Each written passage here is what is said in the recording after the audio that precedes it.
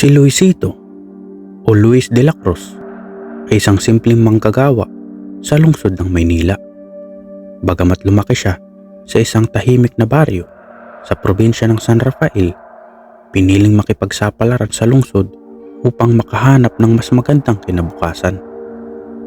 Ngunit sa kabila ng kanyang mga pagsusumikap, tila hindi niya matakasan ang mahirap na pamumuhay at ang masalimuot na takbo ng kapalaran. Isang araw, dumating ang balita na pumanaw ng kanyang minamahal na lolo, si Lolo Berting, na kilala sa kanilang baryo bilang isang albularyo at tagapangalaga ng agimat.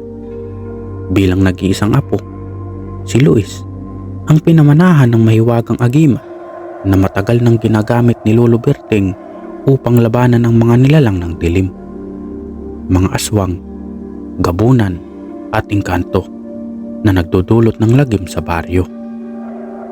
Ngunit sa kanyang pagbabalik sa probinsya, hindi inaasahan ni Luis na ang pamana ni Lolo Berting ay magdadala sa kanya sa mundo ng mga lihim, takot at mga nilalang na akala na'y bahagi lamang ng mga kwento sa gabi.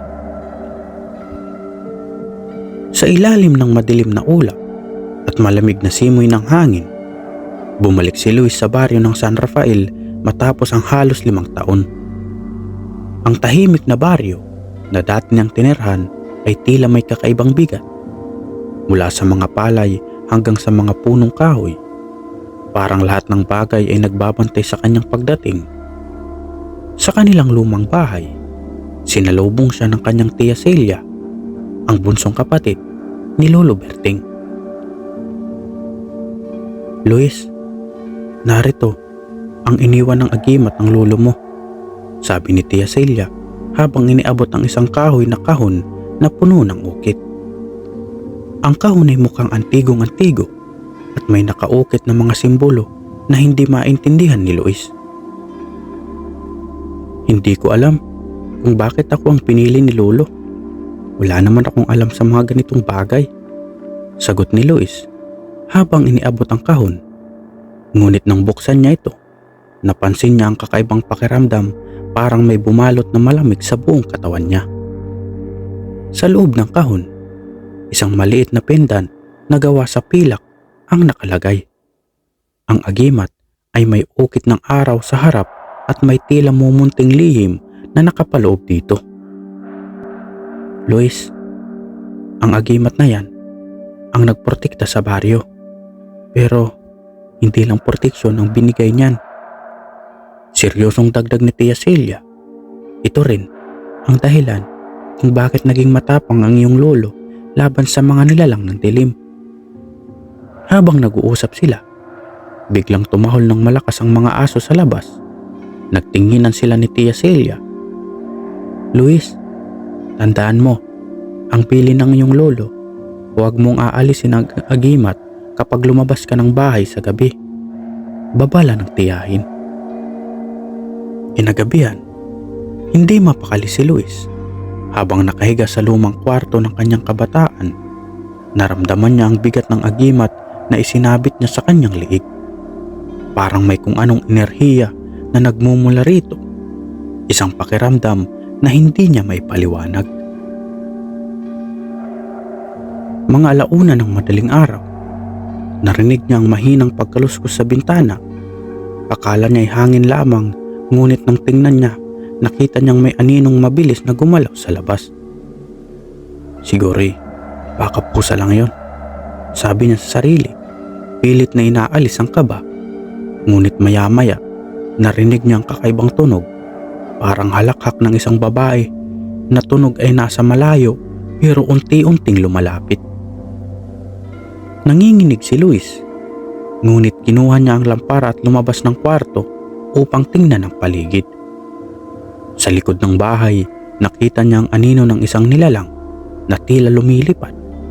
Ang nilalang ay matangkad, may mahabang pakpak at mukhang babae na may dugo ang mata. "Gabunan," bulong ni Luis. Naalala ang mga kwento ni Lolo Berting. Ang mga gabunan ay tinuturing na tagapagbantay ng mga engkanto, ngunit sila rin ang nagdadala ng mga sumpa sa mga taong tumatangkang labagin ang kanilang mga utos. Bago pa siya makakilos, biglang umatake ang gabunan, ngunit sa isang iglap, nagliwanag ang agimat sa kanyang leeg at parang may nakabusal na hindi may paliwanag na puwersa na tumama sa nilalang. Napasigaw ito at mabilis na lumipad palayo. "Luis, may kailangan kang malaman. Ang gabunan ay babalik at hindi siya nag-iisa. Kailangan mo pag-aralan ang paggamit ng agimat," sabi ng biglang sumulpot na si Tia Silya. Kinabukasan, kinausap ni Luis si Mang Pedro, ang matandang kaibigan ni Lolo Berting na tumulong sa kanya noong bata pa siya. Ikwinento niya ang nangyari noong gabing iyon. "Ang agimat ay hindi lamang proteksyon, Luis. Ito rin ay isang sumpa. Kapag ikaw ang nagmamay-ari nito, magiging bahagi ka ng mundo ng dilim. Pero ito rin ang tanging paraan para mapanatili mong ligtas ang iyong sarili at ang mga mahal mo sa buhay," sabi ni Mang Pedro. Sinimulan ni Mang Pedro ang pagtuturo kay Luis kung paano gamitin ang agimat. Sa ilalim ng isang puno ng baliti, ipinaliwanag niya ang ritual na kailangan para gisingin ang kapangyarihan ng agimat. Isang pagsasakripisyo ng dugo at isang dasal sa mga ninuno. "Bakit kailangang dugo?" tanong ni Luis. "Dahil ang agimat ay konektado sa iyong dugo. Ang kapangyarihan nito ay galing sa inyong lahi. Kung hindi mo ito gagamitin ng tama, magiging isang pwersa ito na ikaw mismo ang wawasakin," babala ni Mang Pedro. Sa unang gabi ng kanyang pagsasanay, naramdaman ni Luis ang pwersa ng agimat. Parang may umaagos na init sa kanyang mga kamay at buong katawan. Ngunit sa kabila ng kapangyarihan, ramdam niya rin ang bigat ng responsibilidad. Habang lumilipas ang mga araw, mas nararamdaman ni Luis ang nagbabadyang panganib. Hindi lamang ang gabunan ng kanyang kalaban, nararamdaman niya ang mga matang nakamasid sa kanya saan man siya magpunta. "Luis, kailangan mong ihanda ang sarili mo. Ang mga engkanto ay galit sa iyong lolo. At ngayon, ikaw ang tagapagmana ng kanilang puot," sabi ni Tia Silya. Lumipas ang ilang araw mula nang masaksihan ni Luis ang unang pakikitungo sa gabunan. Bagamat mas nakakapagpahinga na siya sa ilalim ng proteksyon ng agimat, hindi pa rin maalis ang kaba sa kanyang dibdib. Pakiramdam niya ay palagi siyang pinagmamasdan sa bawat sulok ng bahay, sa bawat anino ng puno at sa bawat hampas ng malamig na hangin sa gabi. Isang gabi, habang nagbabasya siya ng mga lumang tala ni Lolo Berting tungkol sa agimat, biglang bumukas ang pinto sa sala. Walang tao, ngunit nararamdaman niya ang biglaang lamig na pumasok sa bahay. Sa kabila ng takot, dahan-dahang lumapit si Luis sa pinto. "Luis, anak ng sumpa." Isang mababang boses ang sumambit mula sa kadiliman sa labas. Hindi niya mawari kung kanino galing ang tinig, ngunit malinaw itong nagpaparinig ng babala. Hawak ang lampara, sinilip niya ang labas ng bahay. Sa ilalim ng liwanag ng buwan, nakita niya ang isang nilalang na may mahahabang kuko at pulang mga mata. Ang balat nito ay parang nilulumot at ang buses ay tila nagmumula sa ilalim ng lupa. "Ang pamana ay hindi sa iyo. Isa kang dayuhang sa mundong ito," sabi ng nilalang. Hindi nakapagsalita si Luis. Tila nawalan siya ng lakas, ngunit nang naramdaman niya ang init ng agimat na nakasabit sa kanyang leeg, lumakas ang kanyang loob. Biglang lumiwanag ang paligid na para bang tumugon ang agimat sa kanyang takot. Napaatras ang nilalang at naglaho na parang usok. Kinabukasan, nagdesisyon si Luis na alamin ang mas malalim na kasaysayan ng agimat. Pinuntahan niya si Mang Pedro upang humingi ng paliwanag. "Luis, Ang agimat na dala mo ay hindi basta proteksyon lamang. Isa itong responsibilidad. Alam mo bang ang lahi ninyo ay may malalim na koneksyon sa mga sinaunang nilalang na tinatawag nating engkanto? Tanong ni Mang Pedro habang umiinom ng kape sa kanyang maliit na kubo. Ang ibig mong sabihin, Mang Pedro, may lahing engkanto ang pamilya namin? Tanong ni Luis, litong-lito. Hindi engkanto mismo, pero may utang ang pamilya mo sa kanilang mundo. Ang lolo mo ang naging tagapamagitan sa kanila at sa mga tao. Ang agimat ay isang tanda ng kasunduan, isang paraan upang mapanatili ang balanse. Pero ngayon, nasira na ang balanse na iyon dahil sa galit ng mga nilalang ang dilim. Dito nalaman ni Luis ang isang nakakakilabot na katotohanan. Noong bata pa si Lolo Berting, niligtas siya ng agimat mula sa isang engkantong nais magiganti sa kanilang pamilya.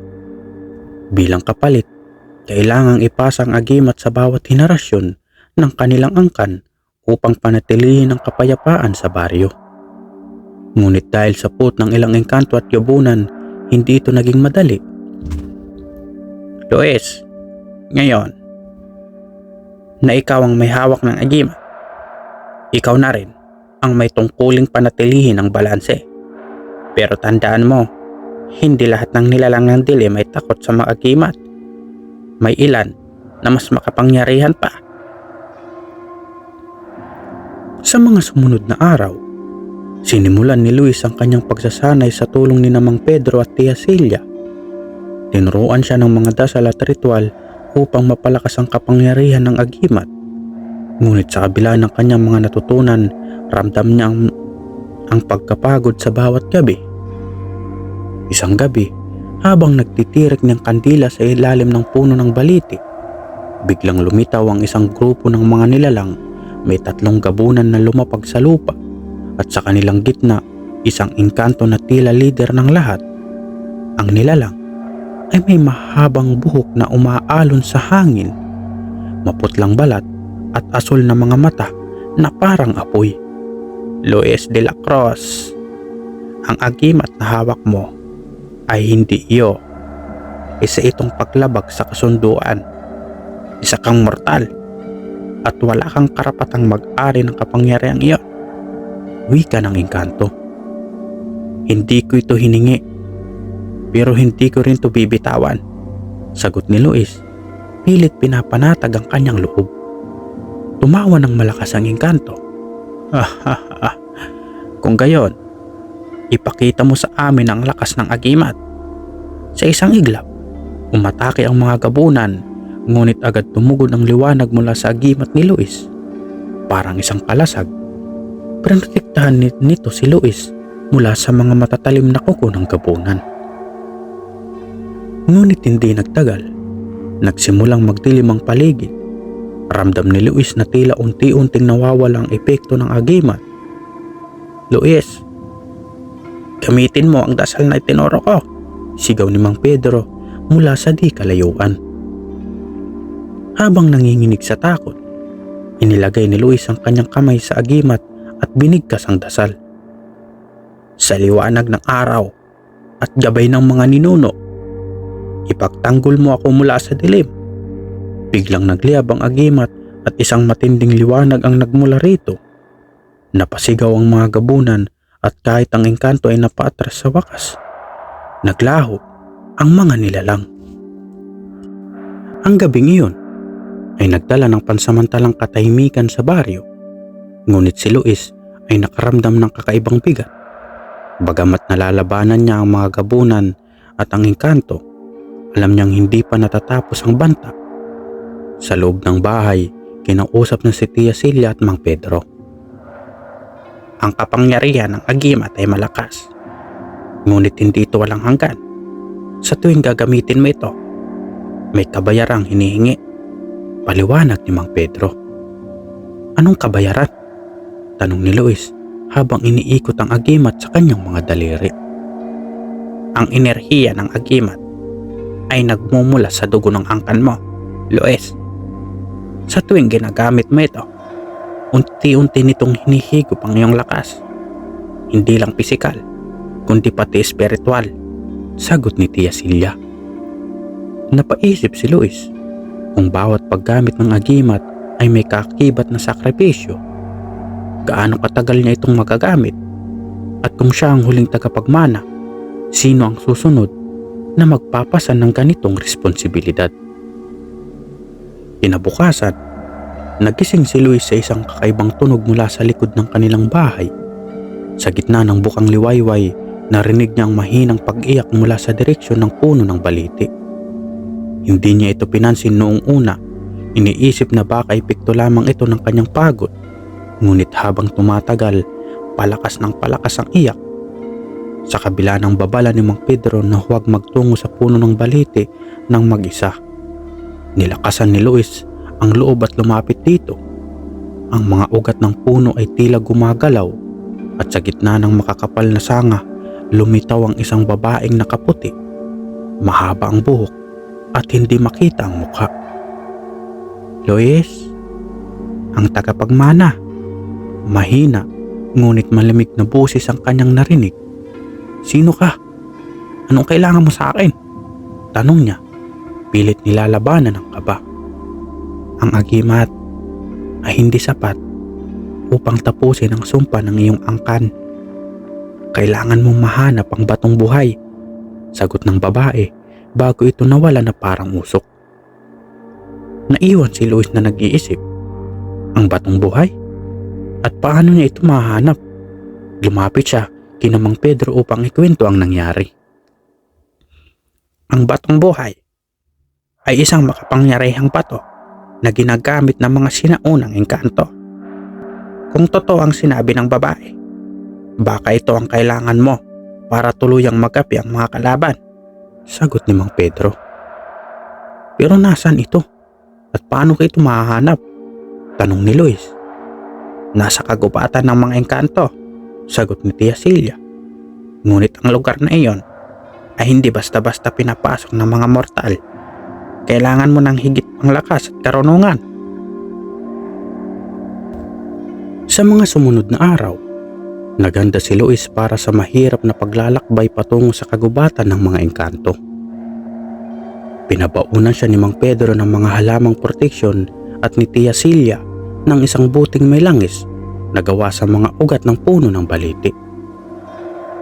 Luis, tandaan mo, huwag kang aalis ng landas na tatahakin mo. Kapag naramdaman mong may tumatawag sa iyo, huwag kang lilingon, babala ni Mang Pedro. Habang papalapit siya sa kagubatan, naramdaman niya ang kakaibang lamig ng paligid. Ang araw na dati nakakasilaw ay tila naging mapusyaw at ang mga tunog ng ibon at kuliglig ay nawala. Sa bawat hakbang, nararamdaman niyang parang may mga matang nakamasid sa kanya. Sa gitna ng kagubatan, nakarating siya sa isang malaking lawa. Sa ibabaw nito may lumulutang na pulang liwanag, tila isang apoy na hindi kayang patayin ng tubig. Ikaw ba ang naghahanap ng batong buhay? Tanong ng isang tinig mula sa likuran niya. Paglingon ni Luis, naroon ang engkanto na dati niyang nakaharap. Ngunit ngayon, mas tila mapayapa ang ekspresyon nito.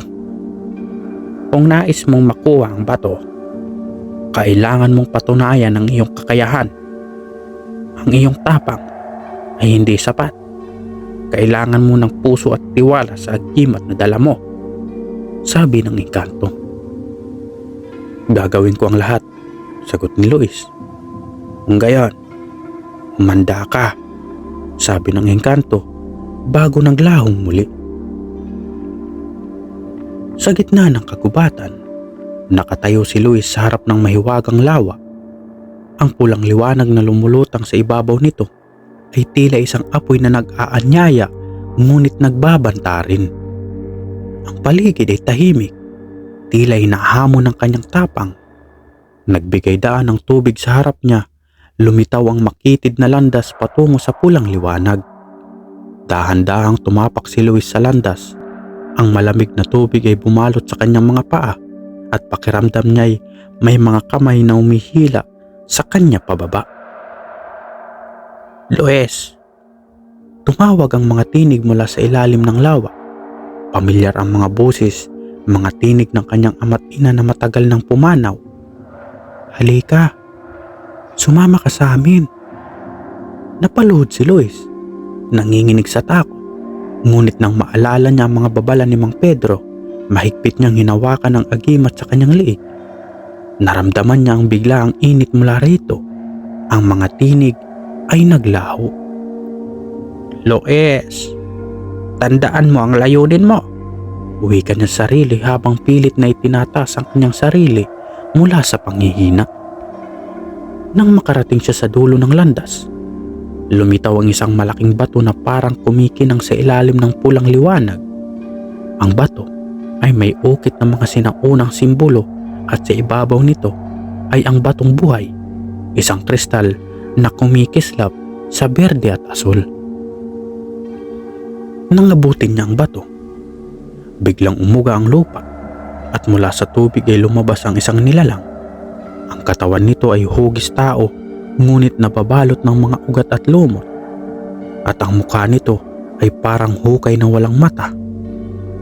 "Ikaw ba ang nagmamay-ari ng bato? Patunayan mo iyong sarili," sigaw ng nilalang. Ang nilalang ay mabilis na sumugod kay Luis.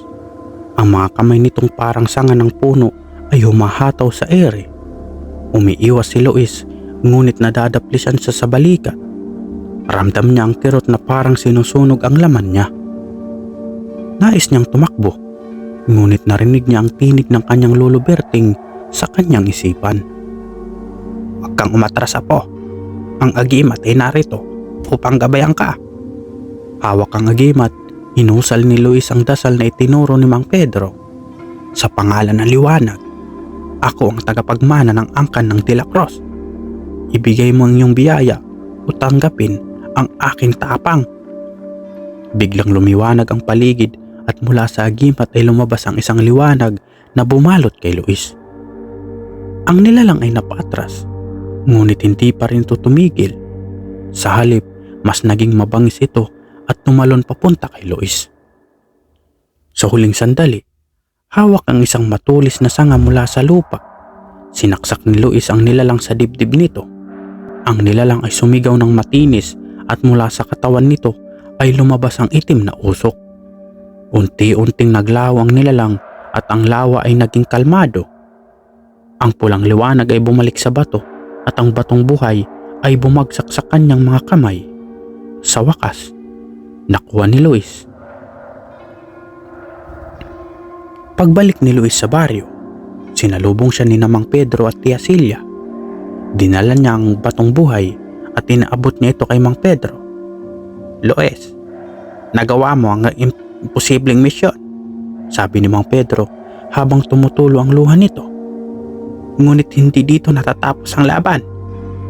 Ang batong buhay ay makakatulong sa pagpapalakas ng agimat, ngunit ang mga kalaban ay magiging mas mabagsik. Ihanda mo ang sarili mo, Luis," sabi ni Tia Celia. "Dahil simula ngayon, ikaw na ang bagong tagapangalaga ng San Rafael." Sa gabing iyon, habang nakaupo sa ilalim ng puno ng baliti, nararamdaman ni Luis ang bigat ng responsibilidad na nakapatong sa kanyang balikat. Hawak ang agimat at ang batong buhay. Napaisip siya kung hanggang kailan niya maipapagtanggol ang baryo laban sa mga nilalang ng dilim. Sa kabila ng takot at pagdududa, tumayo siya at tumingin sa mga bituin. "Lolo, gabayan mo ako," wika niya sa hangin. Sa malayo, isang aninong nagtatago sa dilim ang ngumiti, nagbabantay at nag-aabang ng tamang panahon upang muling umatake. Lumipas ang mga araw na tila tahimik ang baryo ng San Rafael.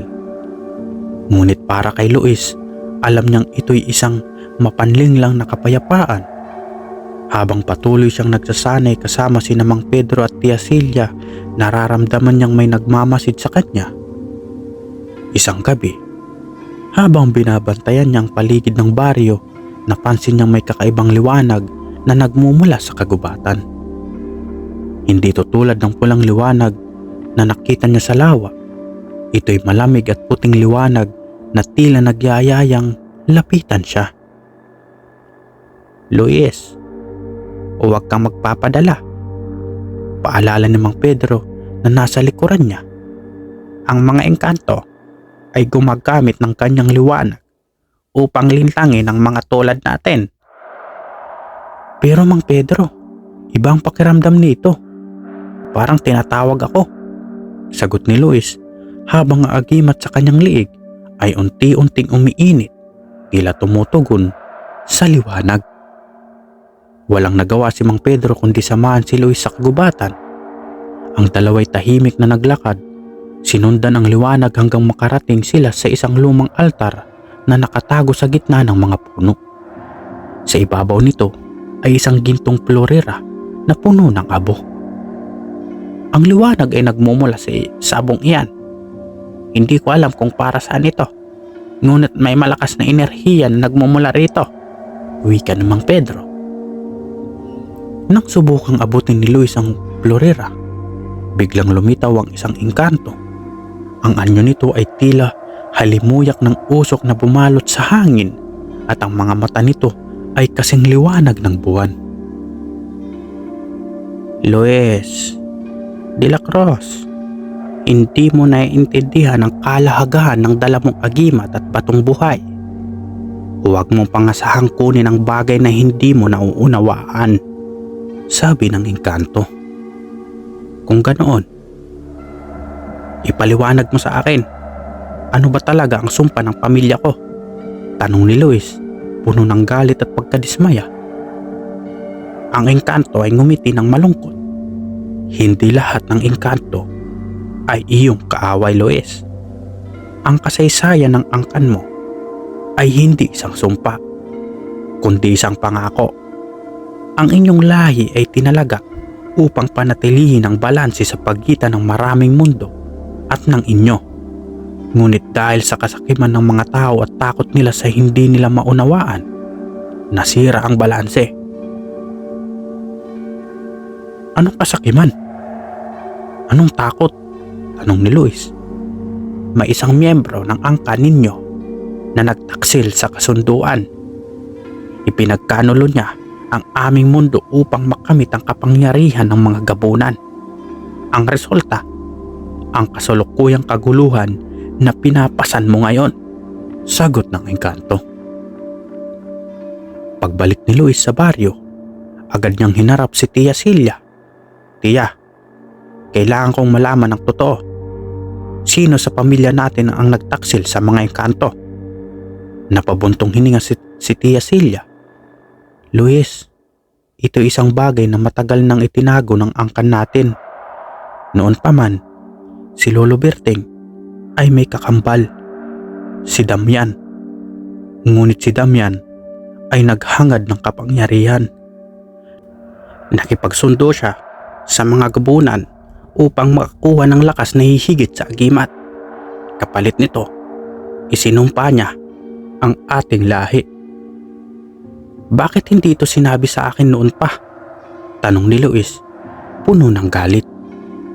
Dahil natatakot ang pamilya natin na baka sundan mo ang yapak ni Damian, sagot ni Tia Celia.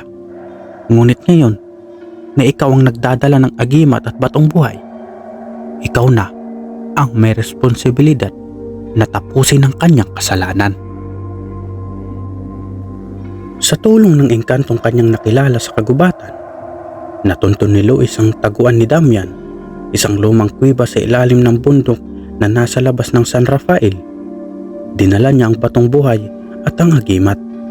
Ang tanging sandata niya laban sa tiyuhin niyang naging dahilan ng sumpa ng kanilang angkan. Sa loob ng kuweba, naramdaman niya ang bigat ng kasamaan. Ang mga dingding ay puno ng mga ukit na nagpapakita ng mga gabunan na lumalapan ng mga tao. Sa gitna ng kuweba, nakita niya si Damian. Nakaupo sa isang trono na gawa sa mga bungo. Luis! Apo! Nang duwag kong kakambal. Bati ni Damian. Narito ka. upang tapusin ang sumpa? Huwag ka nang magaksaya ng oras. Ang sumpa ay bahagi ng inyong angkan at kahit anong gawin mo, mananatili ito. Huwag mo akong tawaging apo ng isang duwag.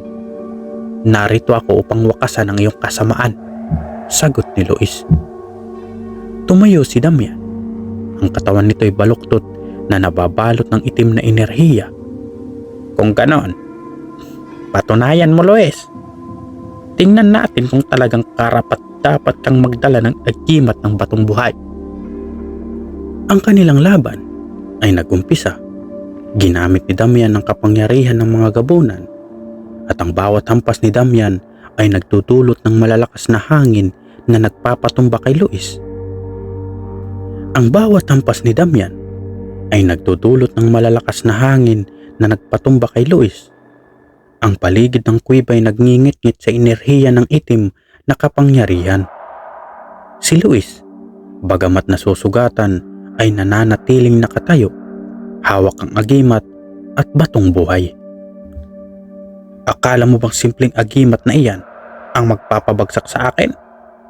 Ako ang tunay na takapagmana ng pamilyang ito, sigaw ni Damian habang binuwang isang higanting sibat ng kadiliman at hinagis ito kay Luis.